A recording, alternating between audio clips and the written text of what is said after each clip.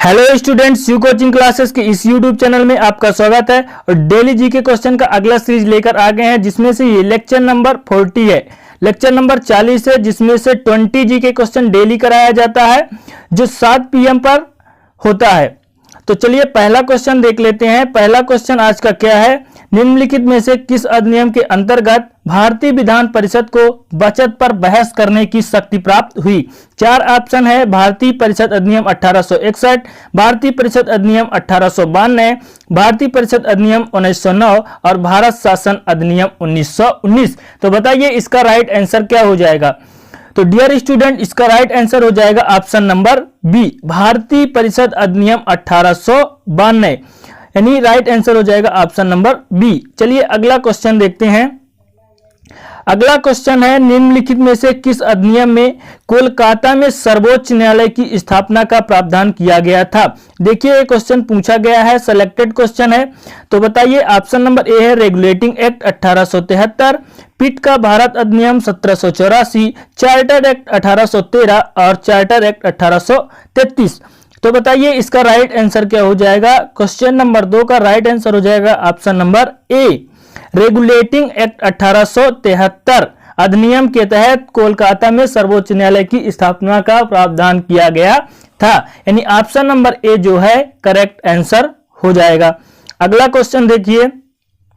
अगला क्वेश्चन है, एक निर्वाचित संविधान द्वारा भारत के संविधान का निर्माण करने का प्रस्ताव किया गया था। ऑप्शन देखिए, इसमें ऑप्शन क्या है।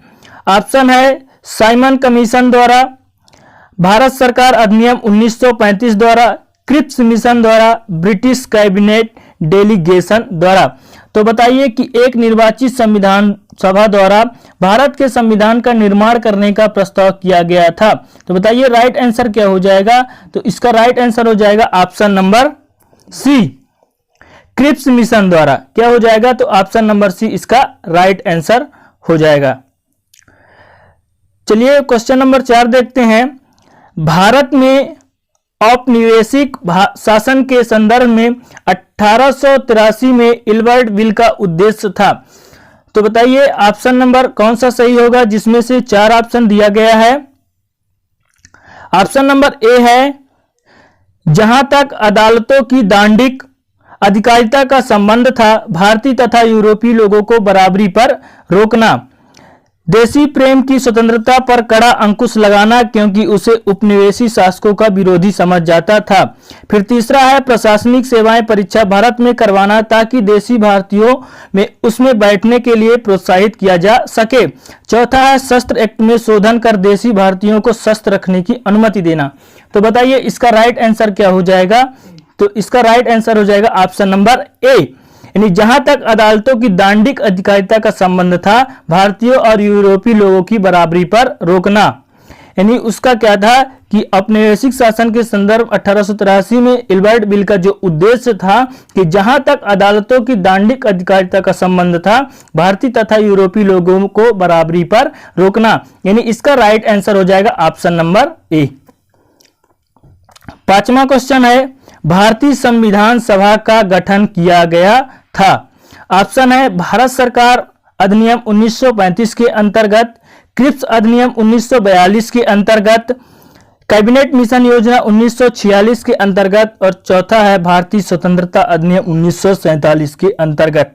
बताइए इसका राइट आंसर कौन सा हो जाएगा। तो इसका राइट आंसर हो जाएगा option number C, cabinet mission योजना 1946 के अंतर्गत। तो इसका राइट आंसर क्या हो जाएगा, ऑप्शन नंबर सी।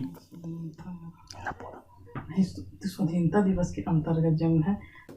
अगला क्वेश्चन है, संविधान सभा के चुने हुए स्थायी अध्यक्ष कौन थे। ऑप्शन है डॉक्टर बी.आर. अंबेडकर, डॉक्टर सच्चिदानंद सिंह, डॉक्टर राजेंद्र प्रसाद, एस. राधाकृष्णन। तो बताइए इसका राइट आंसर क्या हो जाएगा। इसका राइट आंसर हो जाएगा option number C, doctor Rajendra Prasad संविधान सभा के चुने हुए स्थायी अध्यक्ष थे। डॉक्टर राजेंद्र प्रसाद स्थायी अध्यक्ष। अगला क्वेश्चन देखिए, क्वेश्चन नंबर 7, संविधान सभा की प्रथम बैठक की अध्यक्षता किसने की। तो बताइए ऑप्शन है डॉक्टर राजेंद्र प्रसाद, डॉक्टर भीमराव अंबेडकर, डॉक्टर सच्चिदानंद सिंह, मौलाना अब्दुल कलाम आजाद। तो बताइए इसका राइट आंसर हो जाएगा ऑप्शन नंबर सी, डॉक्टर सच्चिदानंद सिंह। और स्थायी अध्यक्ष कौन थे? तो डॉक्टर राजेंद्र प्रसाद। तो बताइए क्वेश्चन नंबर 8 है, भारतीय संविधान सभा के उद्घाटन अधिवेशन की अध्यक्षता की गई थी? डॉक्टर राजेंद्र प्रसाद द्वारा, डॉक्टर सच्चिदानंद सिन्हा द्वारा, फिर है ऑप्शन डॉक्टर बी.आर. अंबेडकर द्वारा, पंडित जवाहरलाल नेहरू द्वारा। तो बताइए इसका राइट आंसर कौन सा हो जाएगा? तो इसका राइट आंसर हो जाएगा ऑप्शन नंबर बी, डॉक्टर सच्चिदानंद सिन्हा के द्वारा। यानी जो ऑप्शन नंबर बी है इसका राइट आंसर हो जाएगा कि भारतीय संविधान सभा के उद्घाटन की अधिवेशन की अध्यक्षता की गई थी डॉक्टर सच्चिदानंद सिन्हा के द्वारा। क्वेश्चन नंबर 8 है, स्वतंत्र भारत के संविधान सभा के अध्यक्ष कौन थे? डॉक्टर भीमराव अंबेडकर, डॉक्टर राजेंद्र प्रसाद, सी राजगोपालाचारी, के एम मुंशी। तो बताइए इसका राइट आंसर कौन सा हो जाएगा कि स्वतंत्र भारत के संविधान सभा के अध्यक्ष थे? इसमें से ऑप्शन नंबर बी जो है करेक्ट आंसर हो जाएगा, डॉक्टर राजेंद्र प्रसाद स्वतंत्र भारत के संविधान सभा के अध्यक्ष थे। यानी ऑप्शन नंबर बी इसका करेक्ट होगा। 10वां क्वेश्चन देखिए कि भारतीय संविधान सभा की स्थापना की गई थी, यानी भारतीय संविधान सभा की स्थापना कब की गई? 10 जून 1946, 9 दिसंबर 1946, 26 नवंबर 1949, 26 दिसंबर 1949। संविधान सभा की स्थापना कब की गई आपको बताना है, तो इसमें राइट आंसर हो जाएगा ऑप्शन नंबर बी, 9 दिसंबर 1946 को की गई संविधान सभा की स्थापना। यानी ऑप्शन नंबर बी जो होगा इसका करेक्ट आंसर होगा। अगला क्वेश्चन देखिए 11 नंबर, भारत को एक संविधान देने का प्रस्ताव संविधान सभा द्वारा पारित किया गया था, कब? ये बताना है। तो इसमें से ऑप्शन है 22 जनवरी 1946, 22 जनवरी 1947, 20 फरवरी 1947, 26 जुलाई 1946। तो बताइए इसका राइट आंसर कौन सा हो जाएगा? कौन सा हो जाएगा बताइए? तो इसका राइट आंसर हो जाएगा ऑप्शन नंबर बी, यानी 22 जनवरी 1947। अगला क्वेश्चन देखिए, संविधान सभा के सम्मुख संविधान की प्रस्तावना का प्रस्ताव किसने रखा? क्या बताना है आपको कि संविधान सभा के सम्मुख संविधान की प्रस्तावना का प्रस्ताव किसने रखा? बताइए। ये क्वेश्चन उत्तराखंड पीसीएस मेंस में पूछा गया 2006 में। जवाहरलाल नेहरू, बी.आर. अंबेडकर, बी.एन. राव, महात्मा गांधी। तो बताइए इसका राइट आंसर कौन सा हो जाएगा? तो इसका राइट आंसर हो जाएगा option number A, Jawaharlal Nehru. यानी ऑप्शन नंबर ए करेक्ट हो जाएगा कि संविधान सभा के सम्मुख संविधान की प्रस्तावना का प्रस्ताव जवाहरलाल नेहरू ने रखा था। 13 नंबर देखिए, क्वेश्चन नंबर 13 है कि भारतीय संविधान को बनाने हेतु भारतीय संविधान सभा के कुल कितने अधिवेशन हुए थे? तो बताइए इसमें ऑप्शन है 7, 9, 12, 15। तो बताइए इसका राइट आंसर क्या हो जाएगा? तो इसका राइट आंसर हो जाएगा ऑप्शन नंबर सी, 12 अधिवेशन हुए थे। यानी संविधान को बनने में समय लगा था 2 वर्ष 11 माह और 18 दिन। कितने? 2 वर्ष 11 माह और 18 दिन। इतने में 12 अधिवेशन हुए थे। तो इसका राइट आंसर हो जाएगा ऑप्शन नंबर सी। अगला क्वेश्चन देखिए 14 है कि भारत की संविधान सभा ने राष्ट्रध्वज को सर्वप्रथम कब स्वीकार किया? यानी भारत की जो संविधान है राष्ट्रध्वज को सर्वप्रथम कब स्वीकार किया? 22 जुलाई 1947, 23 जुलाई 1947, 25 जुलाई 1947, 15 अगस्त 1947। तो बताइए इसका राइट आंसर कौन सा हो जाएगा? तो इसका राइट आंसर हो जाएगा ऑप्शन नंबर ए, 22 जुलाई 1947 को राष्ट्रीय ध्वज को सर्वप्रथम स्वीकार किया गया था। बताइए क्वेश्चन नंबर 15 है कि भारत का संविधान पूर्ण रूप से तैयार हुआ था। यानी बताना है आपको कि भारत का संविधान पूर्ण रूप से बनकर कब तैयार हो गया था। 26 जनवरी 1950, 26 जनवरी 1949, 11 फरवरी 1948, इनमें से कोई नहीं। तो बताइए इसका राइट आंसर क्या हो जाएगा? इसका राइट आंसर हो जाएगा ऑप्शन नंबर बी, 26 जनवरी 1949 को बनकर तैयार हो गया था। और लागू कब हुआ? तो 26 जनवरी 1950 को ये लागू हुआ। अगला क्वेश्चन देखिए 16 नंबर है कि संविधान को 26 जनवरी के दिन लागू करने का निर्णय इसलिए किया गया क्योंकि। अब बताना है आपको कि संविधान को 26 जनवरी के दिन ही क्यों लागू किया गया। कांग्रेस ने इस तिथि को 1930 में स्वतंत्रता दिवस के रूप में मनाया गया था।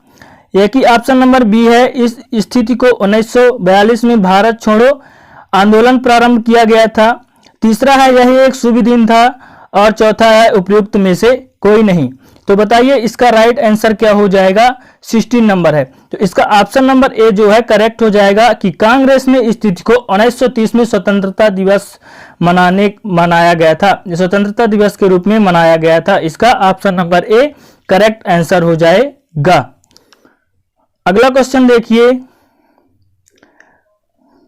किस वर्ष में जन गण मन को भारत के राष्ट्रगान के रूप में अपनाया गया। 1948 में, 1949 में, 1950 में, 1951 में। आपको बताना है कि किस सन में, किस वर्ष में जन गण मन को भारत के राष्ट्रगान के रूप में अपनाया गया। तो इसमें ऑप्शन नंबर सी करेक्ट हो जाएगा, 1950 में।